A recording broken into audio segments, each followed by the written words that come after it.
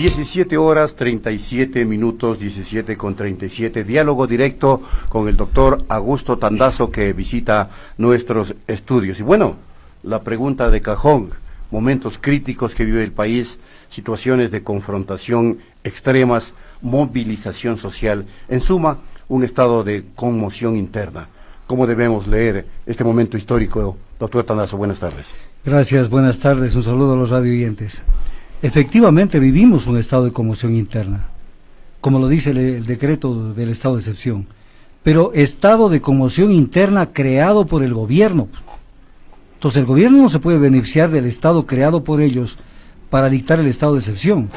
Otro argumento que lo han sacado en estos días es: se está intentando desestabilizar al país. Los que lo están desestabilizando son ellos. El pueblo estaba tranquilo. ¿Quiénes son los que tomaron la medida? Fue el gobierno. De acuerdo, ni siquiera... Aquí hay un tema que es importante decirlo. Nos tomó del pelo Otto Sonnenholzner y obviamente el gobierno durante estos últimos 8 meses más o menos. Propaganda mediática todas las semanas. El gran acuerdo nacional. Y uno dice, a ver, ¿dónde está el acuerdo nacional? Este es el acuerdo nacional. Si este es el acuerdo con el Fondo Monetario y con los empresarios y con los grandes medios de comunicación social. ¿Dónde está el acuerdo nacional? Por eso cuando yo leo el decreto 883 y digo, aquí entre los considerandos debe estar pues, los acuerdos del gran acuerdo nacional. ¿Con qué bases sociales se acordó esto? ¿O es que esto solamente es nada más que cumplir con los dictados del Fondo Monetario? Y lo más importante es esto, porque la ciudadanía puede estar todavía sin una claridad respecto al tema. Se liberan los precios de los combustibles no para beneficiar al Estado, sino para crear la base posible para que vengan las transnacionales a hacerse cargo de la nueva refinería de 200.000 barriles y de la concesión de la refinería Esmeraldas de 110.000 barriles. Entonces les entregan la cama hecha, la mesa tendida, con precios liberados, para que vengan a hacer su fiesta, porque si por lo menos el Estado hubiera hecho algún esfuerzo para que esos dineros ingresen al Estado, pero ya sabemos que el 14 de octubre, que estamos a poquísimos días del 14 de octubre, se reciben ya las ofertas para la nueva refinería. Entonces, están trabajando. A ver, el Fondo Monetario Internacional no trabaja para sí mismo. El Fondo Monetario Internacional es un facilitador de los negocios que hacen las transnacionales. Ellos crean el clima necesario, el caldo de cultivo, para que los países se bajen los pantalones y les entreguen los activos del Estado. Entonces, comienzan a opinar que hay que liberar las telefonías, las telefónicas, que hay que liberar las hidroeléctricas, que hay que entregar otros campos petroleros. Estuvieron a punto de entregarlo a AUCA hace poco tiempo, y ahora se vienen con el tema de la refinería. En el tema, el trasfondo de esta alza es la refinería.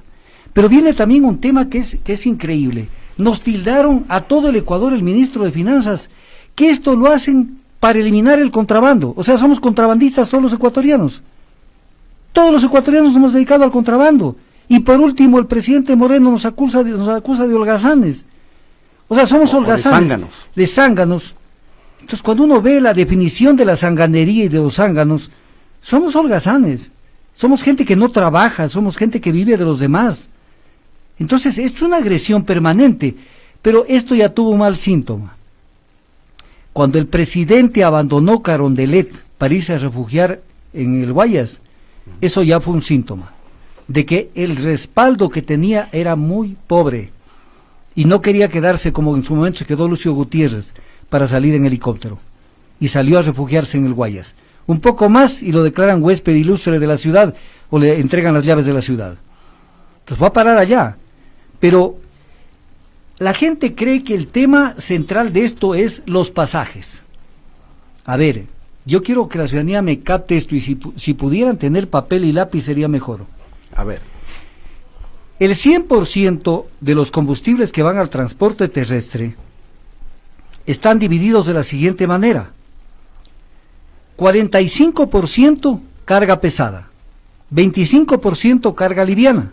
Entre los dos son 70%. 20% autos y jeeps, taxis 4%, buses 3%, otros 3%. Entonces, ¿qué quiere decir? Vamos a poner un hipotético caso, que no lo va a aceptar la ciudadanía y que eso va contra la economía popular, que se arreglara el tema del transporte. Eso es arreglar el 7% del transporte terrestre.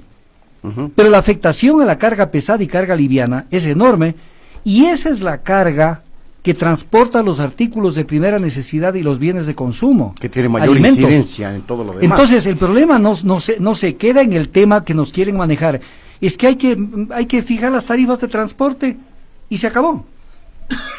Perdón. Eso no es todo.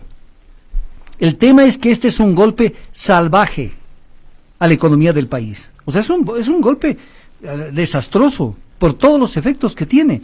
Pero qué bueno que se dio esto, porque todo, como las monedas, tienen dos caras. La parte negativa nos ha permitido ver la parte positiva. Cómo se desnudaron los grandes medios de comunicación social defendiendo lo indefendible, vía reportajes sesgados, vía editoriales totalmente comprometidos con la política neoliberal de todos los días. Ujú. Y cómo han desinformado. Si uno quiere saber qué es lo que no está pasando en el país, sintonicen los grandes medios de comunicación social. Hoy teníamos que recurrir a cadenas del exterior, en especial Telesur, para entender lo que estaba pasando en el Ecuador. Porque según Ecuavisa, Teleamazonas, Telecentro, Gamavisión, no está pasando nada. Y según el comercio, todo ya se resolvía, ya se acabó el paro. Entonces el tema no es así. Pero además hay una cuestión que es importantísima. Se destapó Nebot cuando en las declaraciones que hizo recién llegado de Bogotá, por más que después intenta componerlo, dijo: no, yo hubiera ido más allá, liberando la importación de los combustibles.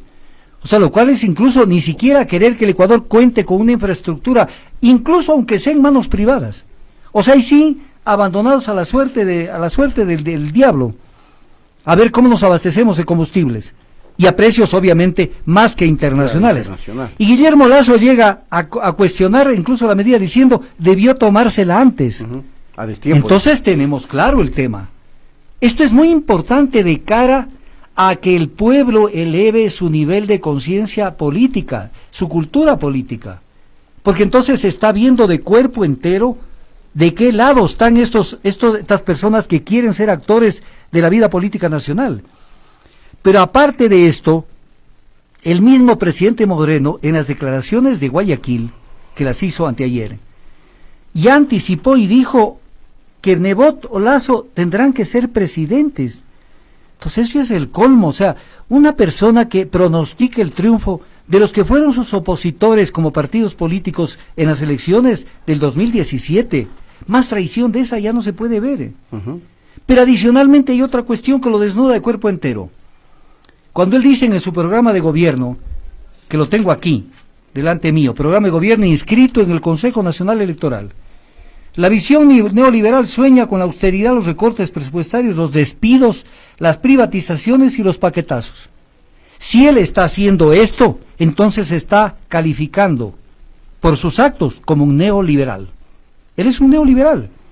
Y lo dice en su cadena cuando anuncia las medidas como una conquista, como algo bueno. Dice: ya hemos sacado del sector público a 23,000 trabajadores, Un logro. pero no ha sido suficiente. Hay que sacar 10,000 Y a día siguiente el ministro de Trabajo dice que van a desvincular a 12,000 más. Cuando él más bien ofreció más de 300,000 plazas de trabajo. Entonces, ¿qué tiene que hacer el país? ¿Soportar esto? Pero ante esto, doctor Tandazo, la crisis política tiene que encontrar una salida, y a lo mejor la salida va a ser histórica. Se está hablando ya, y le pregunto esto para ver si el escenario es posible, se está hablando de una muerte cruzada, de una sucesión presidencial. El vicepresidente Otto von Scholzners acaba de viajar allá al puerto principal. Usted sabe que fue desalojado el Palacio de Carondelet. Al darse esta salida, desembocaría en una revisión primero del paquete económico, y cómo sería o cómo se configuraría eventualmente un nuevo gobierno, si es que se da la sucesión, como al parecer se intenta. A ver, como yo pienso que cualquier solución, parche, ya no existe. ¿Cuál sería la salida no entonces? existe. Porque es una crisis gravísima. Es una crisis gravísima. Bueno, el señor presidente Moreno comió en exceso arroz con huevo.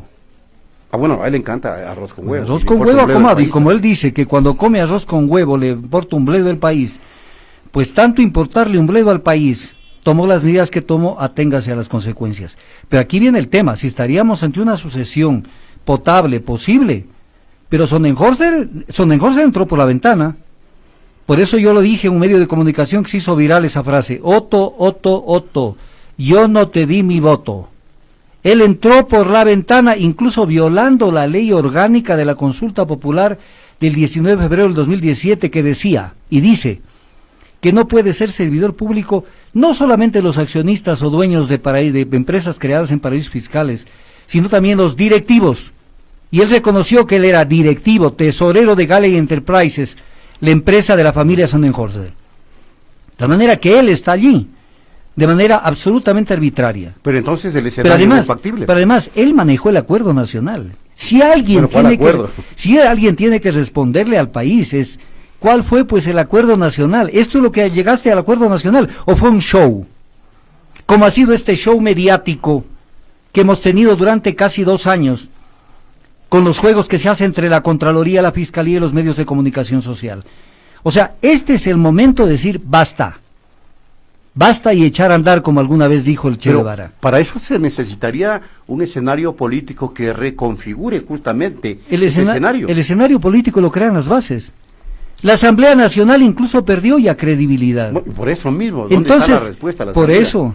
Por eso el tema es, yo no sé si esto nos va a llevar a un interinazgo, pero que elecciones se hacen necesarias en el menor tiempo posible de muchas de las autoridades, incluso de la Asamblea Nacional. Elecciones de dignatarios o una Asamblea Constituyente que permita rearmar el destruido país. Yo pienso que la Asamblea Constituyente podría ser un paso subsiguiente, porque eso no podemos darle tiempo a que el paciente que esté en terapia intensiva se recomponga. Esté en terapia intensiva y lo que hay que ayudarle es a que sencillamente deje de hacerle más daño al país. Entonces, aquí cabe cualquier figura, pero aquí también hay un tema que hay que insistirlo. Y es como una recomendación sana, realmente sana.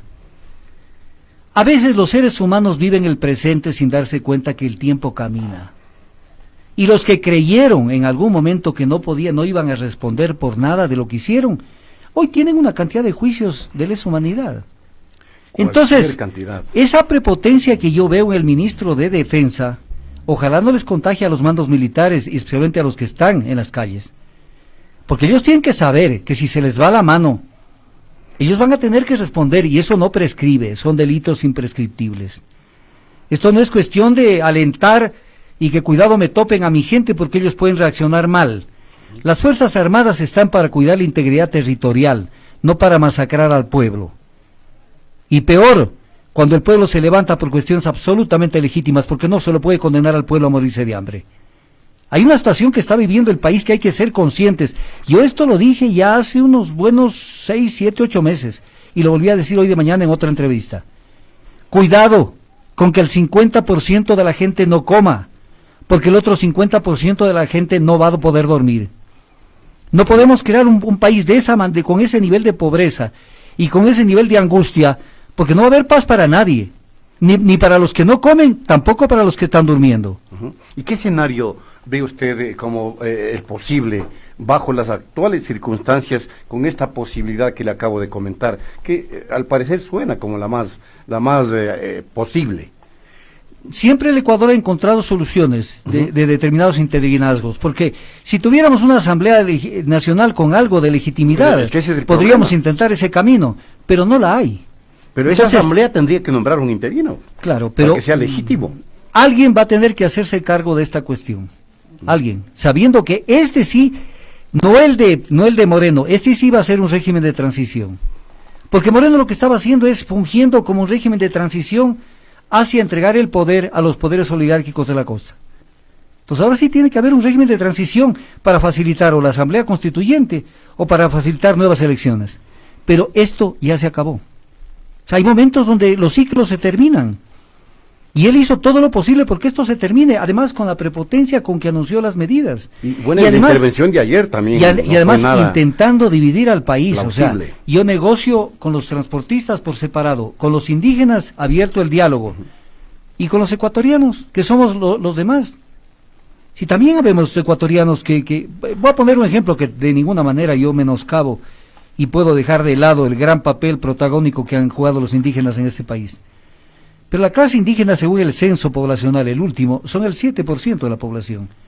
Y entonces, él quiere arreglar con este grupo, con el de acá, el de más acá, y con el resto de ecuatorianos. Que el resto nos quedamos chupando el dedo.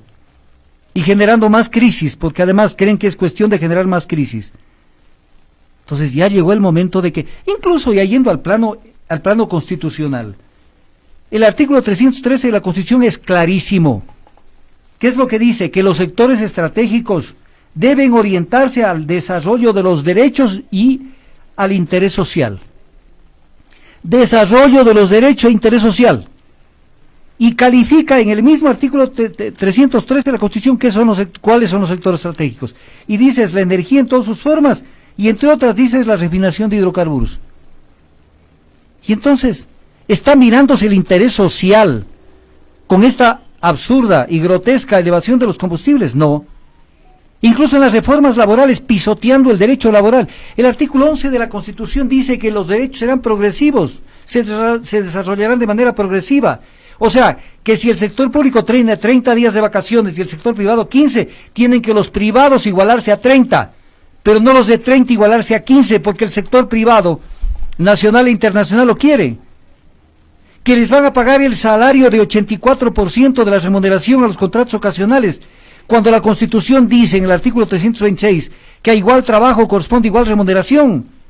¿Acaso se puede poner a una persona a hacer el mismo trabajo pagándole el 84% de la remuneración y al otro el 100%? ¿Acaso el 327 de la Constitución en vigencia, les guste o no les guste, acaso no dice que no se puede precarizar el trabajo y que hay que generar empleo y eliminar el desempleo? Entonces, ¿qué están allí? ¿Para limpiarse con la Constitución las veces que lo han hecho? ¿Hasta cuándo, padre Almeida, decimos aquí en Quito con esa vieja leyenda? Ahora, detonantes históricos en el hilo de los acontecimientos. No cabe duda que el movimiento de los transportistas, si se quiere, desató toda esta oleada de protestas y de respuestas de otras organizaciones que está culminando en lo que hoy vemos que podría ser una suerte de final un tanto trágico para el Ecuador, porque evidentemente se prevén enfrentamientos y confrontaciones muy fuertes, que pueden ser cruentas en estos últimos minutos si es que se está arribando al momento de definir la crisis en términos políticos. Claro, entonces, claro que sí, pero quiero aclarar una cuestión.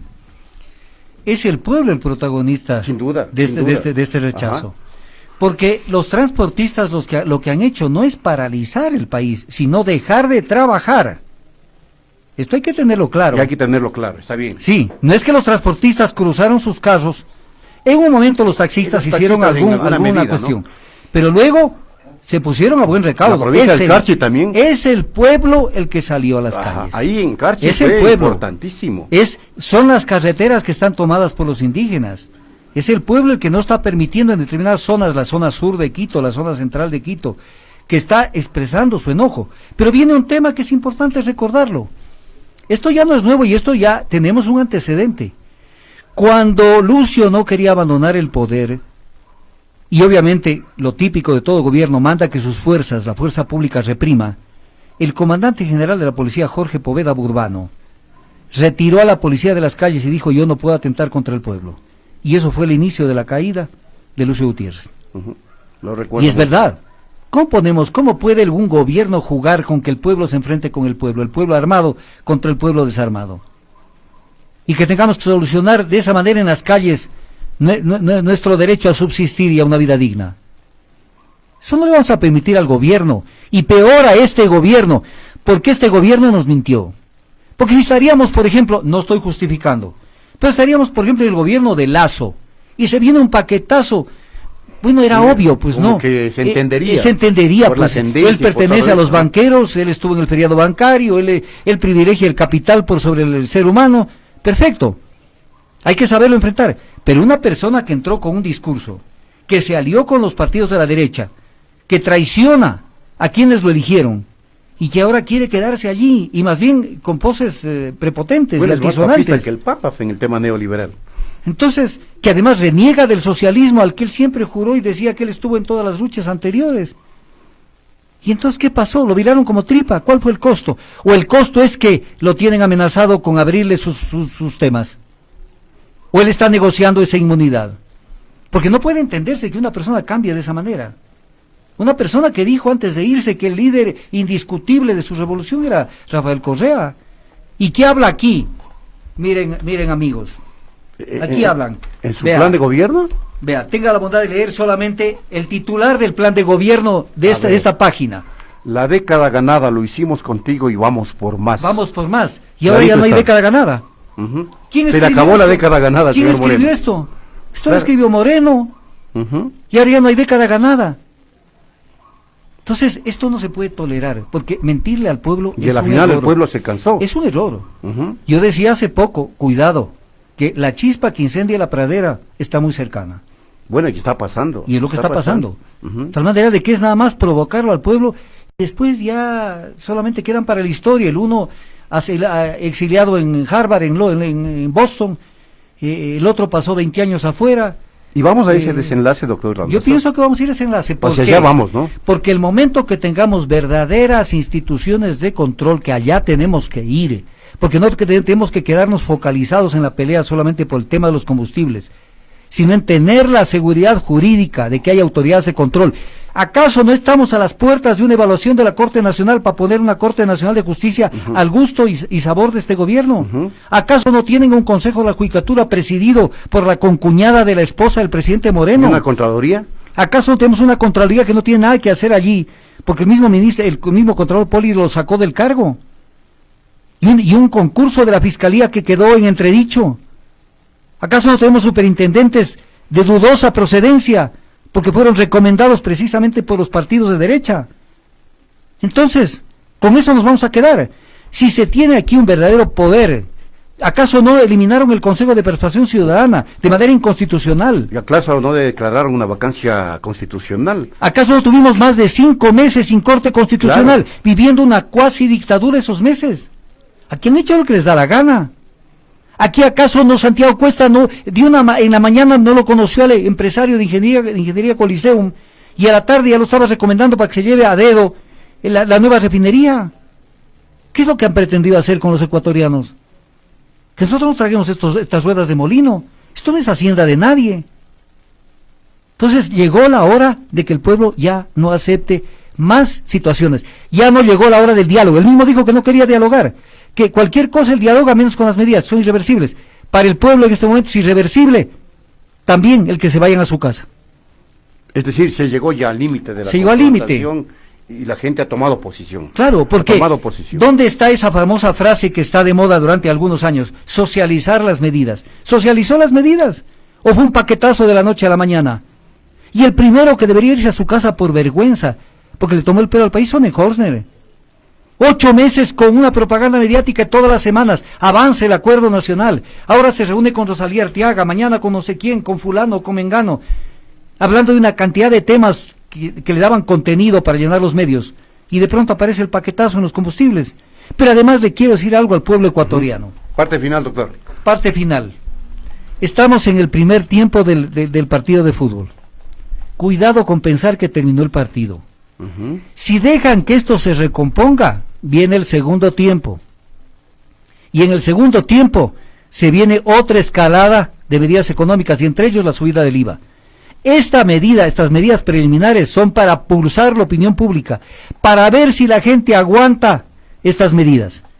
Si la gente termina aceptando diálogos y negociando y dejando pasar esto, se vendrán medidas económicas más drásticas, la venta de los activos del Estado cambiándolos con plata de bolsillo, se venderá la banca, el Banco del Estado, el Banco del Pacífico, y comenzarán a deshacerse para hacer plata de bolsillo, y ellos después desaparecerán del país. Así es que no se puede dejar pasar esta oportunidad. Los derechos no se los exige de rodillas, se los defiende de todas las maneras posibles. Y en este momento, incluso hasta es un insulto a Quito, si tenía pantalones, tenía que quedarse en Quito. Se fue a Guayaquil. Es como quien diciendo, allá quédense discutiendo. Hay un viejo dicho, y ahora sí ya me despido. Y ustedes darán la contestación, yo digo lo primero. Hay ese viejo dicho desde la época de la colonia, en Quito, que se ha cumplido a rajatabla. El que se fue de Quito, pierde su banquita. Perdió su banquito. El Muchas doctor gracias. Augusto Tandazo en análisis aquí en Pichincha Universal. Momentos cruciales, momentos aciagos, momentos históricos que vive el país. 18, 2 minutos, volvemos. Miércoles 9 de octubre, jornada informativa especial de Pichincha Universal. Cobertura al instante desde el Teatro de los Acontecimientos con nuestros reporteros y enviados especiales. Miércoles 9 de octubre, huelga general en Ecuador.